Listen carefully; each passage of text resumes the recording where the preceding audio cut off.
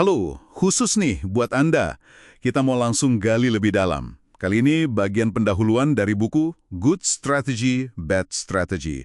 Fokus kita itu di bagian yang ngebahas soal rintangan yang luar biasa, misinya. Ya, kita mau bedah bareng-bareng. Apa sih inti strategi yang bagus itu? Apalagi kalau tantangannya gede banget. Dan gimana bedainya dari ya sekedar harapan atau ambisi doang? Oke, siap ya? Kita mulai bedah. Betul sekali. Ini penting banget diangkat soalnya banyak banget yang salah kaprah. Ambisi, visi, slogan keren gitu, sering banget dianggap strategi padahal ya bukan. Inti strategi sejati itu ya hadapi tantangan. Seringkali rintangan yang kelihatannya mustahil dihadapi langsung pakai cara cerdas. Nah, yang menarik dari teks ini dia langsung kasih contoh klasik, pertempuran Trafalgar. Ini ilustrasi kuat banget gimana wawasan strategis itu bisa menaklukkan rintangan yang kelihatannya mustahil. Iya, Trafalgar 1085. Kita lihat konteksnya sedikit ya. Ada ancaman invasi Napoleon ke Inggris kan? Gede banget ancamannya. Tapi kuncinya ada di laut. Masalahnya, armada Inggris kalah jumlah, cuma 27 kapal. Lawannya 33 kapal Prancis Spanyol. Lumayan jauh bedanya ya. Betul. Nah, taktik standar zaman itu kan ya baris saja lurus, terus tembak-tembakan. Tapi Laksamana Nelson, wah dia bikin gebrakan. Radikal banget. Armadanya dipecah jadi 2 kolom, terus nyerangnya tegak lurus ke garis musuh. Ini kan jelas melawan rintangan kalah jumlah tadi. Iya, manuver yang sekilas pandang kelihatan nekat banget, risiko tinggi. Kapal-kapal Inggris yang di depan itu kan jadi sasaran empuk duluan. Nggak bisa langsung balas tembak.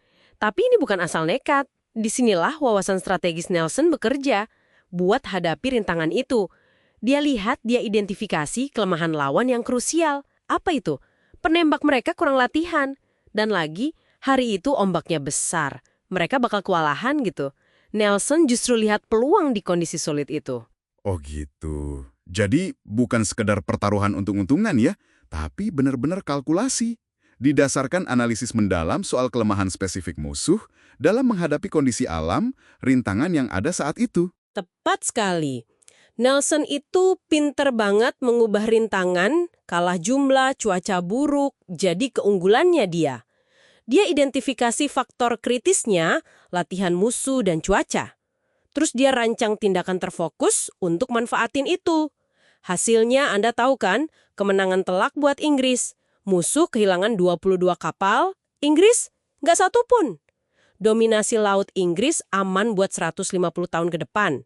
Meskipun Nelson sendiri gugur dalam pertempuran itu. Nah, ini kan menggarisbawahi definisi inti strategi dari teks. Temukan titik kritis dalam tantangan besar, terus rancang cara fokuskan tindakan untuk ngatasinnya. Kontrasnya jadi jelas banget ya kalau dibandingin sama yang teks sebut strategi buruk. Misalnya acara retret strategi perusahaan. Yang heboh pakai visi misi, ada film motivasi, balon di mana-mana. Tapi nggak ada rencana aksi yang konkret. Iya, nggak ada rencana aksi buat hadapi tantangan spesifik yang lagi dihadapi perusahaan itu. Fokusnya bukan ke mengatasi rintangan. Atau contoh lain yang dampaknya lebih gede lagi, Lehman Brothers. Ingat kan, tahun 2006 sampai 2008?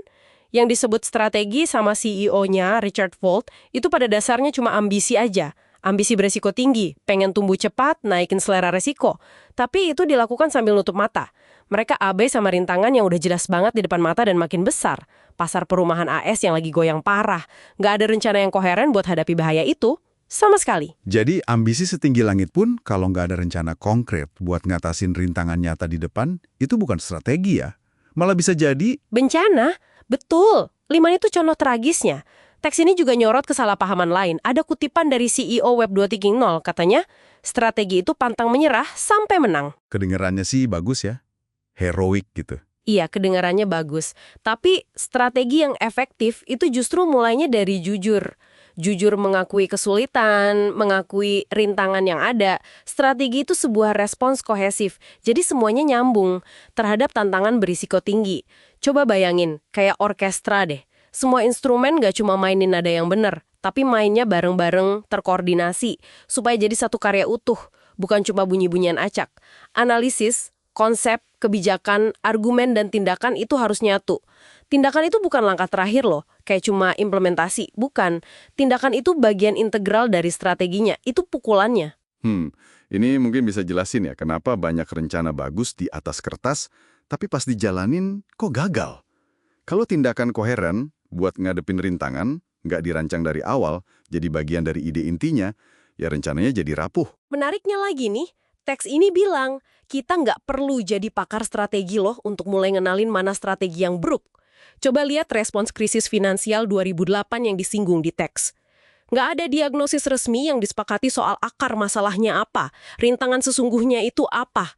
Nah, kalau nggak ada diagnosis, gimana bisa ada tindakan terfokus buat nyembuhinnya? Yang terjadi ya lebih kayak mindah-mindahin sumber daya aja, bukan solusi strategis buat akar masalahnya. Oke.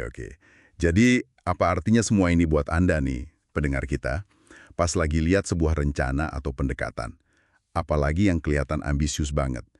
Intinya gini, strategi sejati itu bukan daftar harapan, bukan slogan kosong. Strategi yang benar itu lahir dari diagnosis yang jujur terhadap rintangan utama. Apa sih hambatannya? Terus diikuti sama desain respons yang cerdas, terkoordinasi, dan fokus buat ngatasin rintangan itu. Ya kayak Nelson di Trafalgar itu, waktu dia hadapi rintangan yang kelihatannya mustahil dikalahkan. Nah, sebagai penutup nih, mungkin ada sesuatu buat refleksi Anda. Coba deh, pikirkan satu tantangan besar, satu rintangan signifikan yang lagi Anda hadapi sekarang. Apakah pendekatan Anda saat ini lebih kerasa kayak sekumpulan ambisi aja? Atau cuma daftar keinginan? Atau jangan-jangan udah mencakup diagnosis yang tajam? Benar-benar nunjuk apa hambatan intinya? Dan apakah udah ngejabarin serangkaian tindakan yang nyambung satu sama lain, yang koheren, yang dirancang khusus buat ngatasin hambatan itu? Ini pertanyaan penting sih buat Anda renungkan lebih dalam lagi.